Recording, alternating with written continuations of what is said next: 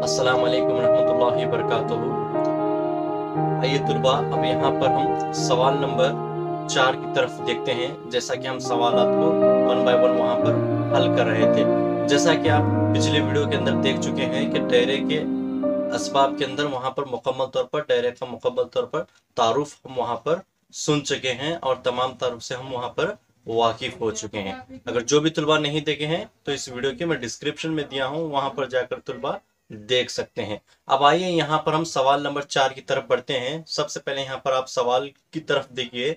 एक नुक्ता Q से दायरे के ममास की लंबाई 24 सेंटीमीटर है। यहाँ पर दायरे की ममास की लंबाई कितनी है?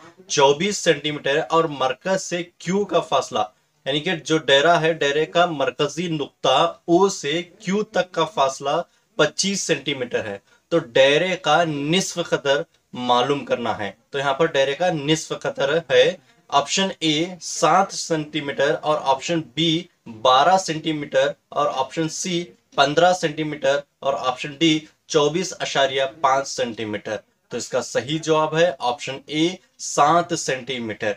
आइए हम इसकी तस्दीक करके देखते हैं इसका जवाब 7 सेंटीमीटर किस तरह आता है। अगर यहाँ पर कोई एदाद चेंज होगी तो हम यहाँ पर किस तरह हल करके एक सही आंसर हम यहाँ पर इसका जवाब पेश कर सकते हैं। यहाँ पर एक नुक्ता Q यानी कि दायरे की ममास की लंबाई आपको 24 सेंटीमीटर यहाँ पर मालूम करना है, जबकि आपको दायरे का निस्फ कदर कितना है आपको नहीं मालूम है। अब यहाँ पर एक रफ यहाँ पर हम एक दायरा बनाएंगे। यहाँ पर दायरे का निस्फ कदर कितना है आपको मालूम नहीं है। यहाँ पर मरकजी नुक्ता होता है। अब निस्फ कतर किसे कहते हैं? यहाँ पर हम इस तरह देखें, चाहे हम इस तरह भी ले सकते हैं या फिर किस तरह भी यहाँ पर ले सकते हैं। अब यहाँ पर एक नुक्ता देंगे, इसे हम क्या कहेंगे? तमासी नुक्ता कहेंगे।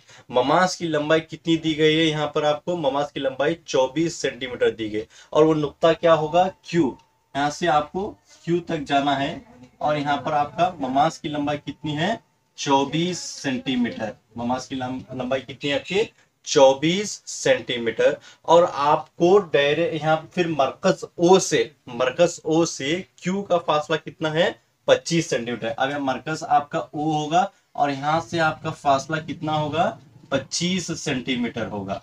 कितना होगा? 25 सेंटीमीटर। अब यहाँ पर इसे नुक्ता P देंगे, जिसे हम तमासी नुक्ता कहते हैं। अब यहाँ पर दायरे का निस्फ कदर आपको मालूम करना है, यानी कि ये दायरा कितने सेंटीमीटर है आप इसको मालूम करना है। अब यहाँ पर आप इसका निस्फ कदर यहाँ पर इस तरह यहाँ पर मालूम करना है। अब इसका आपको निस्फ कदर कितना है मालूम नहीं, जैसा कि आप ये कतर देख रहे थे, इसे हम निस्फ कतर कहते हैं।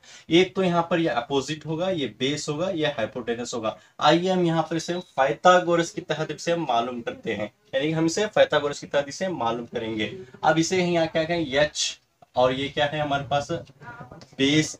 और ये क्या हमारे पास? अपोजिट है विथ कायदा और इर्तिफा। हाइपोटेनस, बेस और अपोजिट होगा। अब यहाँ पर क्या करेंगे?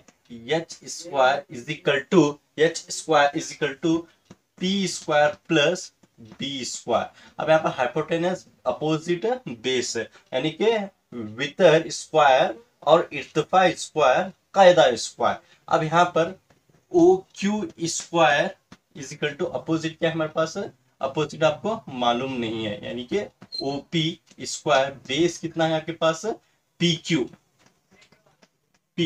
अब OQ कितना है आपके पास? OQ 25 centimetre. OQ 25 centimetre. और OP कितना है आपके पास? यहाँ पर OQ कितना 25 होगा और OP आपको मालूम नहीं है। OP स्क्वायर और PQ कितना है आपके पास? 24 सेंटीमीटर। और आपको यहाँ पर OP मालूम करना है, यानी कि निस्फ कतर आपको मालूम करना है। अब यहाँ पर इसे इधर लेकर आएंगे तो आपकी साइन चेंज हो जाएगी। 25 स्क्वायर प्लस 24 स्क्वायर, यहाँ पर आपकी साइन चेंज करेंगे। अब OP square 25 into 25 is equal to 625 minus 24 into 24 into 576। और आपको 625 में आपको यहाँ पर 576 आपको निकालना है। और यहाँ पर आपका आंसर कितना आ रहा है? 49 आ रहा है। OP square is equal to 49 आपका आंसर यहाँ पर आ रहा है। अब फिर यहाँ पर OP square is equal to 49। अब यहाँ पर हम ओपी को अगर यहाँ पर स्क्वायर हटाएंगे तो यहाँ पर हमारा रूट आएगा, और 49 एक हमारा एक मुरब्बा अदद है जिसका जजर क्या होगा, 7 सेंटीमीटर होगा। जिस तरह इसका सही आंसर कितना है, ऑप्शन ए 7 सेंटीमीटर होगा। यहाँ पर हम पाइथागोरस की तहत दायरे का निस्फ की तरह 7 सेंटीमीटर। इसका आगे के सवाल की तरफ पढ़ते हैं। यहाँ पर सबसे पहले सवाल को पढ़िए। दायरे के ममास और दायरे का मुश्तरक नुक्ता डैश डैश कहलाता है। यहाँ पर ऑप्शन ए कौस और ऑप्शन बी मरकजी नुक्ता और ऑप्शन सी नुक्ताए ममास और ऑप्शन डी ममास। तो इसका सही जवाब होगा ऑप्शन सी नुक्ताए ममास, यानी कि दायरे के ममास का दायरे का मुश्तरक नुक्ता, यहाँ पर एक ही नुक्ता होगा। जो एक ही नुक्ते से अगर आपका कोई खत अगर यहाँ पर गुजरता है तो दायरे का ममास कहलाता है, यानी कि यहाँ पर नुक्ताए ममास कहते हैं। और इसका दूसरा अगर जवाब देखेंगे तो इसे तमासी नुक्ता भी कहा जाता है। अगर इन 4 ऑप्शन में नुक्ताए ममास को हटाकर वहां पर अगर तमासी नुक्ता दिया जाता है तो आप उसमें भी से जवाब तमासी नुक्ता भी यहाँ पर कह सकते हैं। जैसा कि आप यहाँ पर ऑप्शन में देख रहे हैं, यहाँ पर ऑप्शन ए कॉस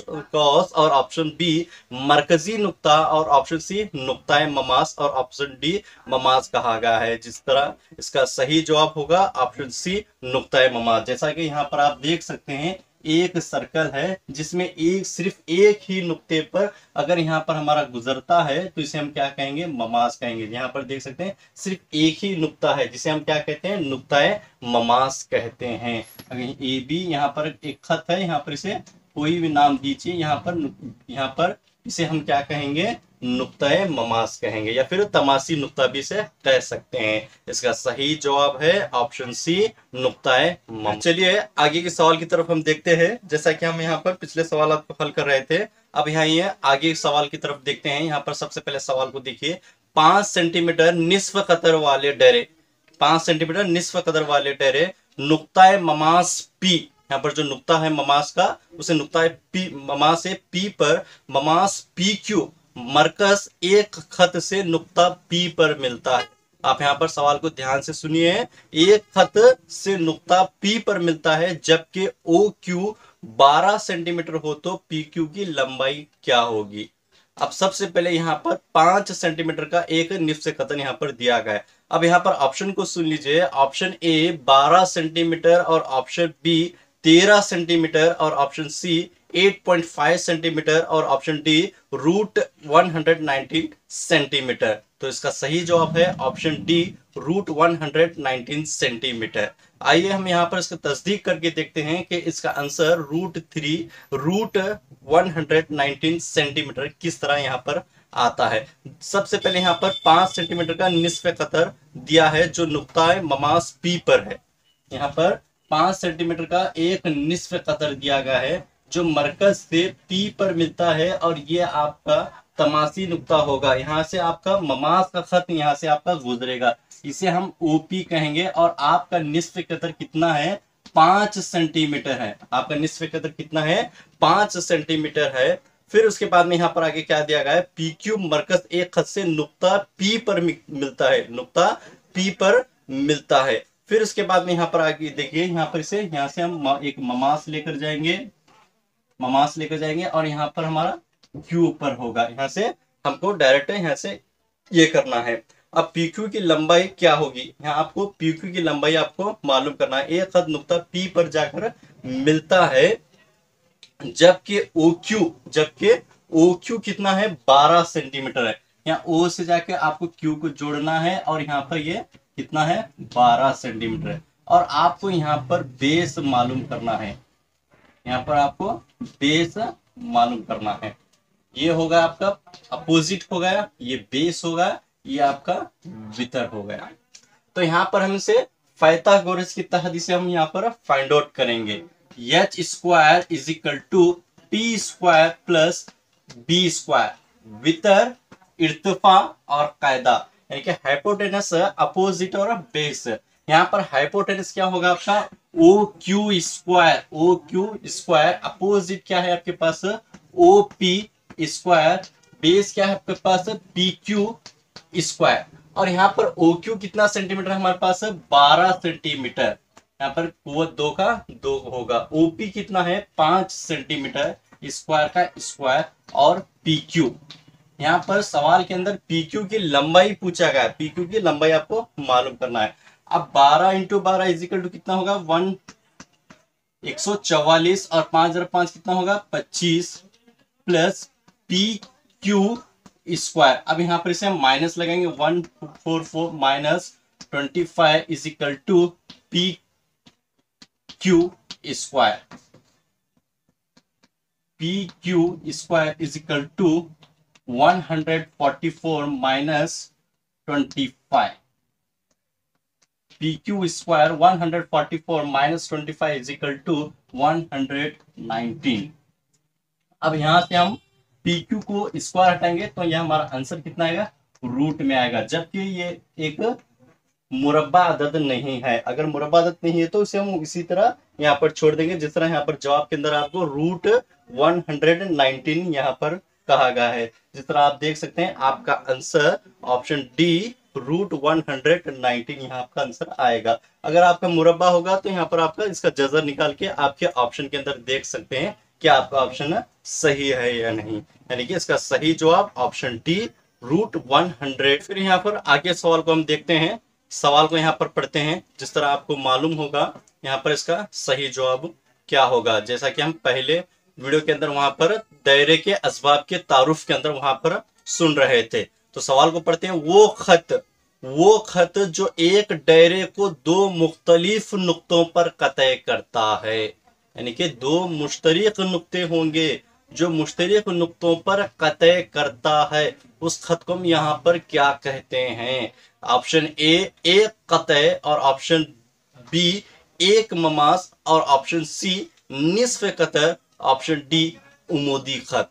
तो इसका सही जवाब है ऑप्शन ए एक कतई होता है। तो आइए हम यहाँ पर देखते हैं। एक दायरा है, अगर एक मुश्तरिक नुक्ते से अगर कतई करता, एक मुश्तरिक नुक्ते से अगर खत गुजरता है तो ममास कहलाएगा। दो मुख्तलिफ नुक्तों से अगर गुजरता है तो कतई कहलाएगा। यहाँ पर एक मुश्तरिक नुक्ता, यहाँ पर मुश्तरिक, फॉर एग्जांपल यहाँ पर P और Q, यहाँ पर A और यहाँ पर B, यहाँ पर दो मुश्तरिक नुक्ते होंगे तो इसे हम क्या कहेंगे, दायरे का एक कतई हम इसे कहेंगे। अगर यहाँ पर इसे PQ को हटा दे, सिर्फ इतना ही हम यहाँ पर इसे रख दे तो ये क्या रह जाएगा, दायरे का वितर रह जाएगा। अगर हम सिर्फ यहाँ पर एक नुक्ते पर लगा के इसे हम कहेंगे, यहाँ पर खींच देंगे तो दायरे का ममास कहा जाता है। तो इसका जवाब क्या होगा हमारे पास, ऑप्शन ए यहाँ पर इसका कतई होगा।